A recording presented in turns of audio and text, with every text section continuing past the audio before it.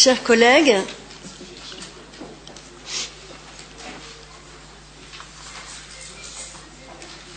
voilà, j'attends que le calme se fasse un peu, que les téléphones s'arrêtent.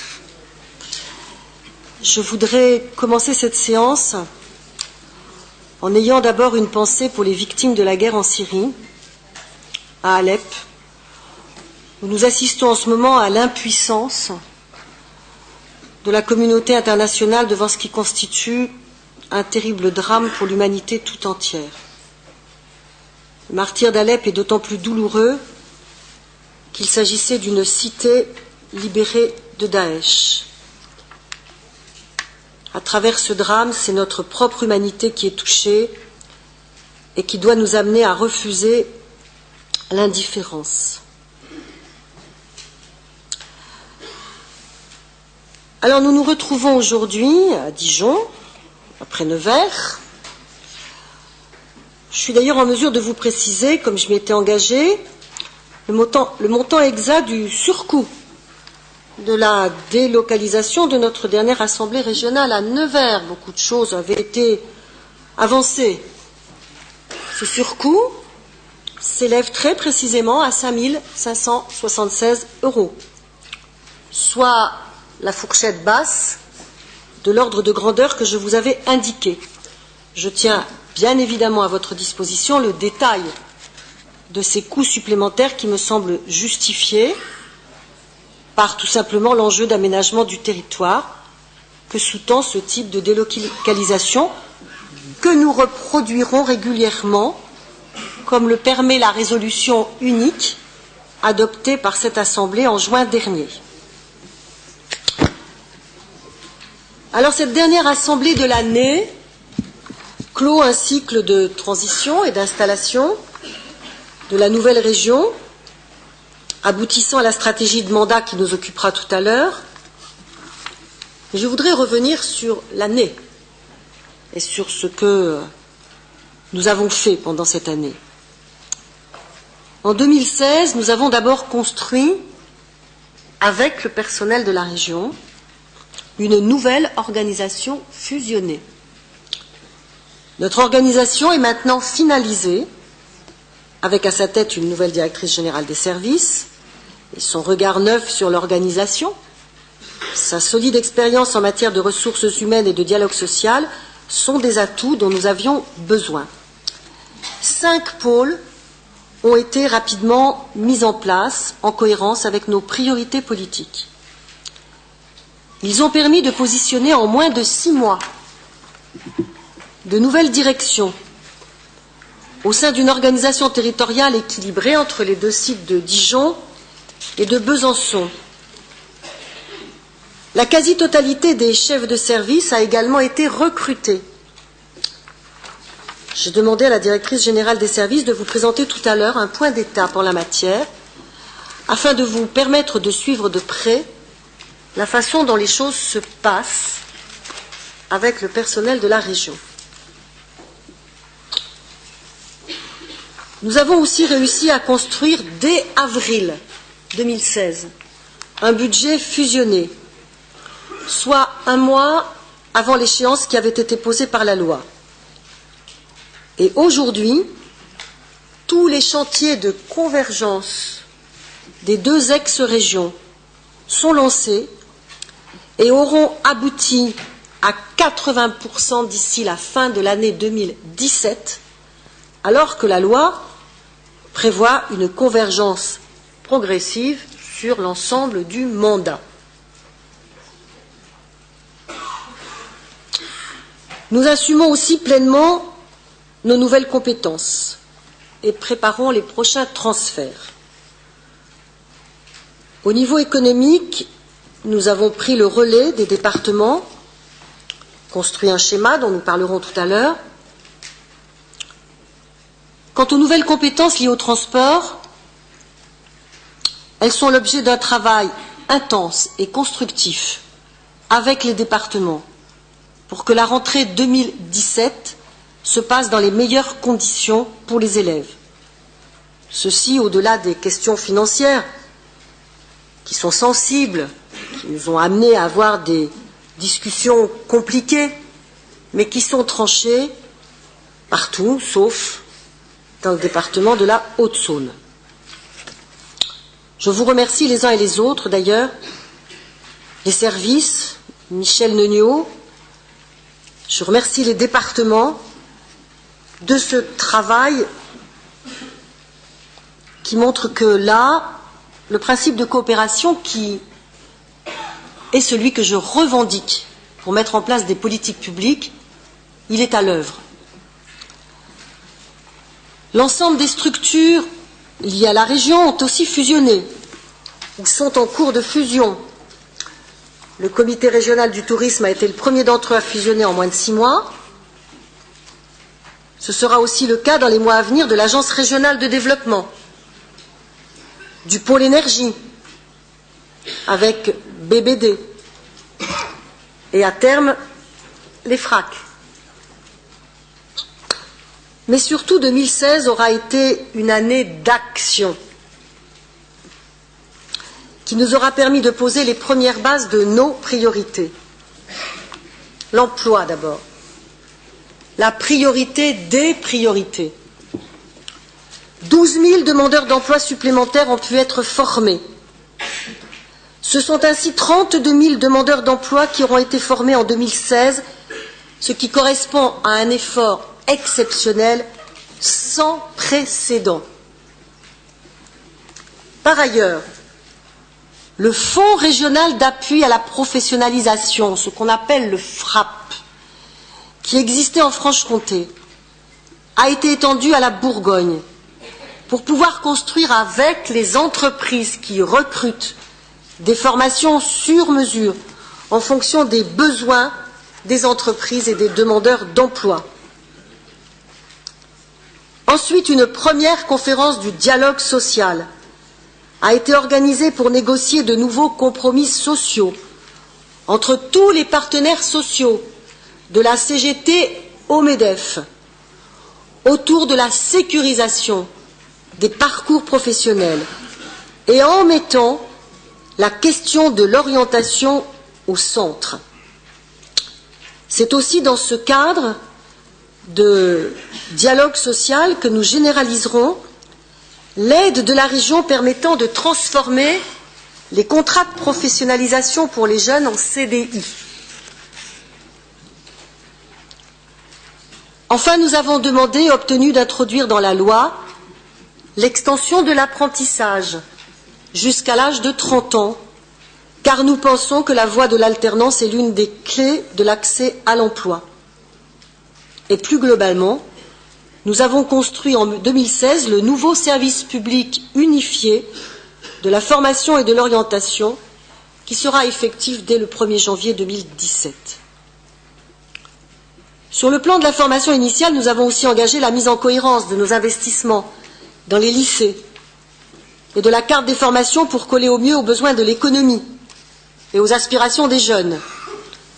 Et nous avons assumé nos responsabilités à travers un plan d'action pour la sécurité et un agenda d'accessibilité particulièrement volontariste. Dans le même temps, nous avons engagé 2 plans sectoriels pour aider les acteurs économiques à faire face à leurs difficultés. L'un sur la relance du secteur du bâtiment et des travaux publics aura permis de conforter beaucoup d'emplois. 485 projets pour plus de 30 millions d'euros de subventions de la région sur un montant total de travaux de 170 millions. Cet effort considérable contribue à la relance de l'activité économique régionale par l'investissement public. Mais c'est aussi le cas de l'avenant au contrat de plan État-région qui vient d'être négocié et apporte 20 millions d'euros supplémentaires de l'État et de la région, essentiellement sur la recherche et sur l'enseignement supérieur. Je pense notamment au projet Écocampus de Belfort, qui constitue un formidable accélérateur du rapprochement entre l'économie, la recherche et la formation sur l'une de nos priorités qu'est la transition énergétique. L'autre plan sectoriel, il concerne l'agriculture, afin d'éviter les faillites des exploitations les plus menacées et d'aider les agriculteurs à investir. et à réorienter, si nécessaire, leur production pour en tirer un revenu décent, en nous appuyant sur les audits d'exploitation et les audits de filière, en posant aussi les bases du travail sur les circuits courts et la proximité avec un objectif de 50% de produits bio ou locaux d'ici la fin du mandat dans nos cantines. Sur le numérique, qui constitue un levier majeur de développement, nous avons poursuivi l'accélération des investissements, à la fois sur le très haut débit, la dorsale numérique et aussi la nouvelle technologie intermédiaire du R-Cube en 4G fixe, qui permet d'offrir une solution de court terme aux territoires encore dépourvus de fibre optique, et c'est une première, me dit-on, dans le pays.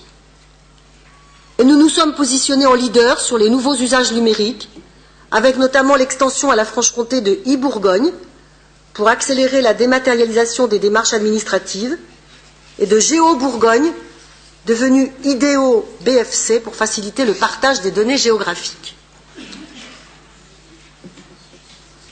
Nous avons aussi misé sur la transition écologique en posant les fondations d'une filière de l'énergie issue de l'hydrogène, de Belfort à Auxerre, en passant par Dole, avec la construction très prochaine des premières stations hydrogène expérimentales dans nos propres lycées professionnels. C'est l'une des premières briques de cette économie verte dans laquelle nous investissons, car elle est porteuse des emplois de demain et préserve l'environnement. Une trentaine de projets d'énergie renouvelable ont également été aidés par la région pour près de 4 millions d'euros. Nous avons aussi poursuivi nos dispositifs d'aide à l'efficacité énergétique en voie d'extension à l'ensemble du territoire régional, avec plus de 1200 logements rénovés et donc 1200 ménages dont la facture énergétique a diminué, préfigurant ainsi notre futur service public de l'efficacité énergétique. Côté mobilité durable, nous avons privilégié le train. Nous avons lancé le TER-GV et les petits prix du TER pour inciter tous les habitants à utiliser pour leur déplacement quotidien ce moyen de transport moins polluant que nos voitures individuelles. Concrètement, on peut utiliser le TER pour 2 € sur certains trajets en utilisant ce dispositif en ligne particulièrement incitatif. Nous avons aussi finalisé la négociation sur les conditions d'exploitation permettant la réouverture de la ligne Belfort-Delle. Nous avons préparé les transferts des transports scolaires et interurbains et négocié la reprise des TET Paris-Nevers et Paris-Belfort. 4 nouveaux régionnistes ont été livrés.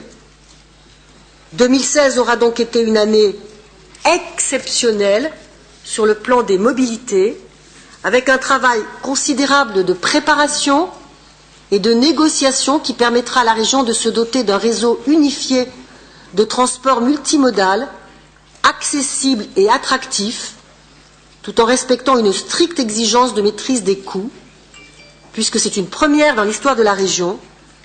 Nous avons négocié le renouvellement de notre convention avec la SNCF à coût quasiment constant. Merci, Monsieur le Vice-président. Notre stratégie volontariste sur les transports illustre parfaitement notre politique fondée sur l'ambition et le pragmatisme. Enfin, nous avons tenu nos engagements sur la fraternité. J'y tiens. Je veux que ce mandat soit le mandat d'une région fraternelle, d'une région de bienveillance. Nous avons harmonisé par le haut certaines mesures de justice sociale et territoriale. Je pense à l'aide au permis de conduire pour les jeunes ou l'aide au projet des habitants et des associations des quartiers prioritaires de la politique de la ville, immédiatement généralisées à l'ensemble du territoire régional et qui auront permis d'aider cette année plus de 60 projets. Tous les projets de rénovation urbaine ont aussi pu être lancés dans l'ensemble des quartiers concernés, en phase étude.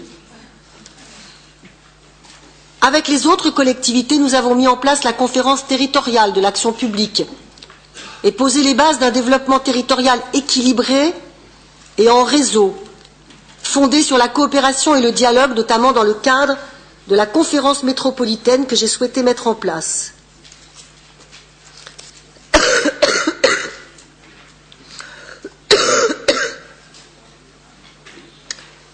Et nous avons tenu notre engagement de sanctuariser les moyens alloués à la culture, au sport et à la vie associative. Dans ces domaines, nous avons harmonisé par le haut la plupart de nos dispositifs. Je pense notamment à l'aide à la production cinématographique et audiovisuelle. Nous avons aussi initié le rapprochement des FRAC et des orchestres. En matière sportive, le transfert du CREP s'est également engagé avec des rapprochements prometteurs qui nous permettront à terme de fédérer les filières d'excellence pour que notre région demeure une terre de champions.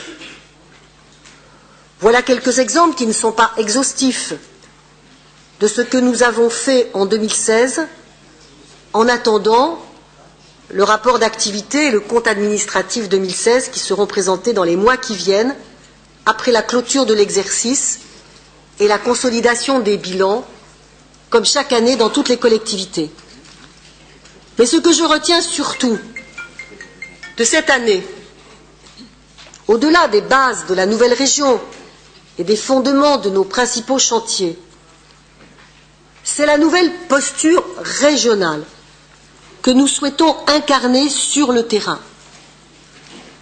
Le contexte de fusion représente une formidable occasion pour créer ou recréer un nouveau rapport entre la région et ses territoires, entre la région et ses partenaires, entre la région et ses habitants. Longtemps, la région a été perçue comme une administration lointaine, voire technocratique. En changeant de dimension et en se dotant de nouvelles compétences, je souhaite que nous nous rapprochions des citoyens, d'autant que la région est attendue partout pour fédérer, pour mobiliser, pour rapprocher autour de projets communs.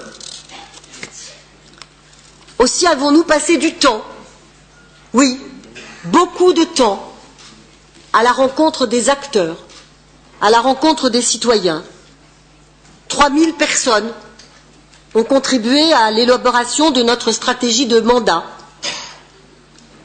Cette posture est par ailleurs en cohérence avec notre volonté de travailler plus en proximité avec les territoires, avec une exigence de pragmatisme et de créativité.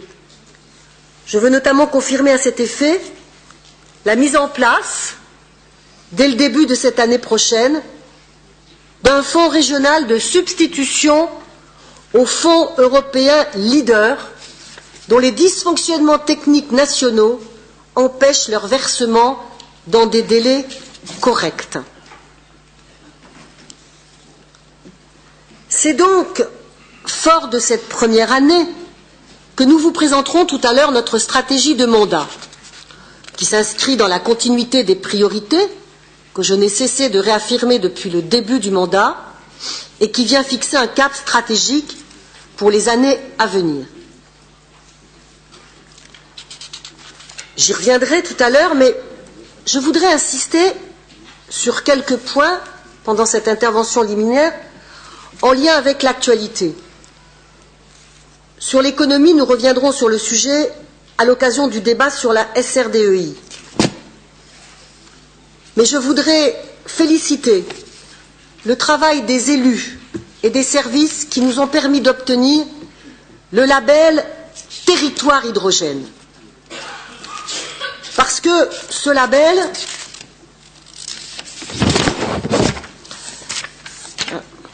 je m'embrouille.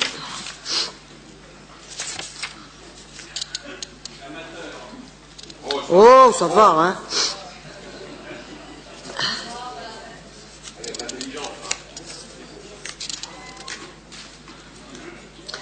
Ce label, c'est une formidable invitation à nous mobiliser collectivement pour faire la démonstration qu'il est possible de modéliser une filière complète de production, de stockage et d'utilisation de l'hydrogène à partir des ressources et des talents dont nous disposons dans notre région. Il est question, dans notre projet d'application concrète, notamment en matière de mobilité, car nous savons que le développement de mobilités plus durables constitue l'une des clés de la transition énergétique. Par ailleurs, lorsque nous sommes l'une des seules régions de France à rouvrir une ligne ferroviaire, alors que beaucoup songent à en fermer pour des raisons d'économie et de rationalisation, nous faisons aussi la preuve de notre volontarisme. Je suis ainsi fière d'avoir signé il y a quelques jours avec nos interlocuteurs suisses le protocole qui finalise les conditions d'exploitation commune de la ligne Belfort-Delle. C'est un grand pas qui répond à la fois à des préoccupations de mobilité du quotidien, tout en raccordant la Suisse à la grande vitesse et en confirmant l'ouverture de notre région sur la Suisse et le reste de l'Europe. C'est d'ailleurs l'une des raisons pour laquelle je ne peux qu'exprimer mon inquiétude en ce jour même où le Conseil d'État doit se prononcer sur une initiative visant à limiter la libre circulation des travailleurs entre la Suisse et ses pays voisins, en contradiction avec les engagements internationaux contractés. L'économie transfrontalière est constitutive de l'arc jurassien et donc de l'économie régionale. Dans le respect de la souveraineté de nos voisins et amis suisses, je ne peux que souhaiter que perdurent les conditions de l'échange et de l'ouverture qui bénéficient aujourd'hui à nos deux pays autour d'intérêts communs évidents. Enfin, je suis convaincue que le comité d'éthique régionale qu'il vous sera proposé de créer est de nature à favoriser la citoyenneté en renforçant la transparence, indispensable à la restauration de la confiance aujourd'hui si fragilisée envers les élus. Conformément à notre engagement, les élus de la majorité ont mis en ligne ce matin sur le site de la région leur déclaration d'intérêt. La citoyenneté, c'est non seulement plus de confiance, mais c'est aussi le sentiment d'une appartenance commune. Et je voudrais terminer ce propos liminaire sur cette question. Je ne veux pas revenir sur l'inutile polémique lancée par certains, finalement assez peu suivie, au sujet de la nouvelle identité visuelle de la région, ou plutôt la nouvelle signature institutionnelle du Conseil régional, qui traduit bien, par sa sobriété, la prédominance du fond sur la forme et les valeurs d'union que nous voulons incarner. J'assume donc totalement cette signature qui s'imposera progressivement sur l'ensemble de nos supports. Mais j'ai aussi entendu l'expression d'une émotion liée au besoin d'une identité commune. Bourguignons et Franc-Comtois ont besoin de valeurs partagées comme autant de signes de ralliement et de symboles communs. L'apparition d'une nouvelle signature graphique pour l'institution régionale ne nie pas ces symboles qui sont ceux du territoire et de ses habitants. Et je veux vous dire justement que nous travaillons sur ce sujet selon 3 angles complémentaires. Les symboles de notre identité renvoient d'abord à la mémoire et à l'histoire. nous nous construisons avec ce dont nous héritons. C'est pour cela que nous travaillons à la constitution d'une fresque documentaire avec l'Institut national de l'audiovisuel et des universitaires. Nous proposerons ainsi au cours de 2017 une médiathèque multimédia et interactive qui retracera l'histoire et la mémoire de notre région à partir d'archives audiovisuelles. Nous sollicitons aussi les archives et les sociétés savantes de notre région pour engager une réflexion sur ce que pourrait être un blason pour un drapeau, non pas du Conseil régional, mais du territoire. Et je remercie d'ailleurs Jean-Claude Duverger, président de la Société d'émulation du Doubs, d'avoir accepté de mener cette réflexion à nos côtés. Les symboles de notre identité commune se constituent également grâce à la culture et au vivre ensemble. Nous nous construisons avec ce que nous partageons. C'est tout le sens de notre politique culturelle, dont le budget devrait augmenter significativement en 2017 pour accompagner justement toutes les initiatives qui contribuent à développer les liens qui nous unissent. Nous lancerons ainsi prochainement un appel à projets en faveur des territoires culturels, afin d'aider à mettre en réseau et à fédérer les initiatives communes qui résonnent ensemble et favorisent notre harmonie. Enfin, les symboles de notre identité commune renvoient au rayonnement et à l'attractivité de notre territoire. Nous nous construisons avec ce que nous projetons vers les autres et avec ce qu'ils nous renvoient. Et c'est tout le sens de la démarche que nous sommes en train d'engager et qui va associer l'ensemble des acteurs du territoire et la population pour travailler à la promotion et au rayonnement du territoire, de ses atouts, de ses forces, par-delà les clivages et les différences, et bien au-delà de la simple institution régionale. C'est de cela dont nous parlons et dont nous voulons continuer à parler avec les citoyens et les acteurs de notre région, pas du papier en tête de la région, car les citoyens attendent de nous qu'on leur parle des vrais sujets et qu'on fasse de la concertation sur des vraies questions de fond, au-delà des polémiques inutiles dont chacun aura perçu la dimension partisane et politicienne. Telle est ma conception de la politique. Enfin, je voudrais saluer l'exposition dans nos locaux organisée par la Cité nationale de l'histoire de l'immigration sur la notion et les enjeux des frontières. L'exposition Frontières présente des clés de compréhension à la fois historiques et géographiques dans un récit mêlant la grande histoire des migrations, la géographie des frontières, les témoignages de la traversée et la sensibilité du regard artistique. En ces temps de crise économique et de risque de repli sur soi, la région est persuadée que la réponse est à trouver dans une meilleure coopération, une meilleure solidarité entre les territoires, plutôt que dans une concurrence toujours plus féroce qui ne fait qu'accroître les inégalités et augmente les risques de déséquilibre majeurs. La sensibilisation des citoyens, et plus particulièrement des jeunes, aux grands enjeux mondiaux est également fondamentale pour renforcer la cohésion sociale et faire de nos sociétés des sociétés responsables et durables. Jamais peut-être ces images et ces textes n'ont été autant d'actualité qu'aujourd'hui. Je vous remercie. Alors,